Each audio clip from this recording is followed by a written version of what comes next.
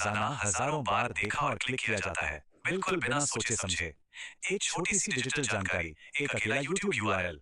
देखने में बस एक टेक्स्ट की लाइन लगती है, पर सच तो ये है कि इस एक लाइन में पूरी डिजिटल दुनिया का विशाल ढांचा छुपा होता है। तो चलिए, बिना वक्त गवाए सीधे इस चर्चा की शुरुआत करते हैं।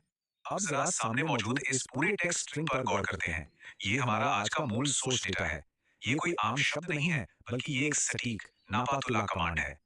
पहली नजर में ये बस रैंडम अक्षरों का एक झुंड लगता है ना, पर ध्यान से देखने पर इसके पीछे की पूरी डिजिटल कार्यप्रणाली एक एक करके खुलने लगती है। तो आइए इस सोर्स वीडियो लिंक के मूल स्रोत को खोलकर देखते हैं कि ये आदेश आखिर इंटरनेट सर्वर्स को काम करने के लिए कैसे निर्देशित करता है। किसी भी ढांचे को समझने के लिए एकदम बेसिक से शुरू करना होता है। सबसे पहले यहाँ youtube.b का इस्तेमाल हुआ है, जो कि एक शॉर्टेन डोमेन है।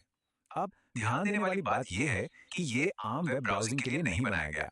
इसे मैसेजेस और सोशल मीडिया पर आसानी से शेयर करने के लिए डिजाइन किया गया है, जहां एक एक कैरेक्टर और एक एक इंच की जगह बहुत मायने रखती है। चलिए, अब इस विशिष्ट टेक्स्ट स्ट्रिंग की मूल संरचना और इसके मुख्य हिस्सों का थोड़ा और गहराई से विश्लेषण करते हैं। इस लिंक का पूरा आकार 4 अलग-अलग कदमों में बनता है। पहला हिस्सा है HTTPS प्रोटोकॉल, जो आमतौर पर सुरक्षा की एक तसल्ली देता है। दूसरा है youtube.b डोमेन, जिसका काम है सही राउटिंग करना। तीसरा हिस्सा है वीडियो आईडी, यानी वो कोड जो ठीक उसी टारगेटेड कंटेंट को ढूंढ निकालता है। और आखिरी हिस्सा 0cc के रूप में एक क्वेरी है। जब ये चारों मिलते हैं, तब जाकर एक पूरा निर्देश बनता है। दरअसल बात ऐसी है कि जो लंबा youtube.com/watch वाला फॉर्मेट होता है, वो वेबसाइट के अंदर घूमने के लिए होता है। लेकिन ये छोटा वर्जन पूरी तरह से एक्सटर्नल डिस्ट्रीब्यूशन, यानी बाहर शेयर करने के अनुकूल बनाया गया है। ये तुलना साफ दिखाती है कि डिजिटल दुनिया में फॉर्म हमेशा फंक्शन के मुताबिक ही बदलता है। अब इस पूरे आर्टिफैक्ट में एक आंकड़ा सबसे दिलचस्प है, और वो है 11। 11 क्यों? क्योंकि ये इस लिंक से निकाले गए अनोखे आइडेंटिफायर का स्टैंडर्ड कैरेक्टर काउंट है, CLG3D_VBLS। सोचिए जरा, इंटरनेट के इस अनंत सागर में जहां अरबों वीडियोस तैर रहे हैं, वहां ये 11 अक्षरों का छोटा सा कोड ठीक उसी एक वीडियो को खोज निकालता है जिसकी तलाश है। ये डेटाबेस मैनेजमेंट का एक बेहद शानदार नमूना है। लेकिन कहानी यहाँ खत्म नहीं होती। अब इस प्रस्तुत प्रमाण का आगे विश्लेषण करते हैं और देखते हैं कि लिंक के आखिरी हिस्से में आखिर क्या छुपाया गया है। प्रश्न चिन्ह यानी क्वेश्चन मार्क के ठीक बाद शुरू होता है सी पैरामीटर। ये मीडिया दिखाने के लिए नहीं, बल्कि जानकारी इकट्ठा करने के लिए है। स्पेसिफिक क्वेरी स्ट्रिंग का एकमात्र उद्देश्य उस स्रोत का सटीक पता लगाना होता है जहां से इस मीडिया को शेयर किया गया हो। एक तरह से कहा जाए तो ये एक एम्बेडेड डिजिटल फुटप्रिंट है, जो सफर के दौरान चुपचाप अपने निशान छोड़ता चला जाता है। तो अगर इन बातों को समेटा जाए, तो इस छोटे से सोर्स स्ट्रिंग से 4 पक्के तथ्य निकलकर सामने आते हैं।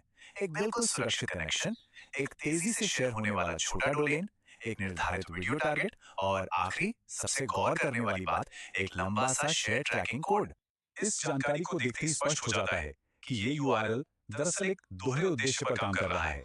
डोमेन और पाथ मिलकर जहां कंटेंट दिखाने और उसे राउट करने का काम संभालते हैं, वहीं ये तीसरा कॉलम यानी पैरामीटर शांतिपूर्ण तरीके से उसकी ओरिजिन पर यानी शेयरिंग के स्रोत पर नजर रखता है।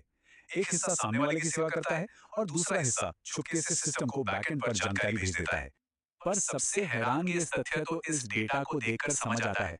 जब इन कैरेक्टर्स को गिनते हैं तो देखिए, डोमेन केवल 8 कैरेक्टर्स का है, मूल कंटेंट 11 कैरेक्टर्स का। लेकिन जो हिस्सा ट्रैकिंग का काम कर रहा है, वो सबसे बड़ा है, पूरे 20 कैरेक्टर्स। यानी मूल कंटेंट को ढूंढने से दुगनी जगह तो अकेले उस ट्रैकिंग डेटा ने ली हुई है ना कमाल की बात। इन सभी चौंकाने वाले तथ्यों के आधार पर अब वक्त है इस विश्लेषण के अंतिम निष्कर्ष की ओर बढ़ने का।